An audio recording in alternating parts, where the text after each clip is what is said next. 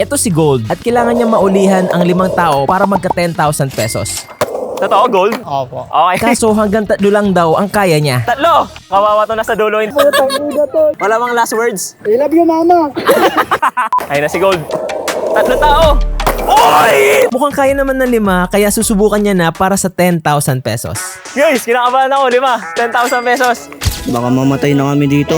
Kaya ba yan ni Gold? Kaya yan. Wala lang. Wala daw. Okay, Gold! 3, 2, 1, go!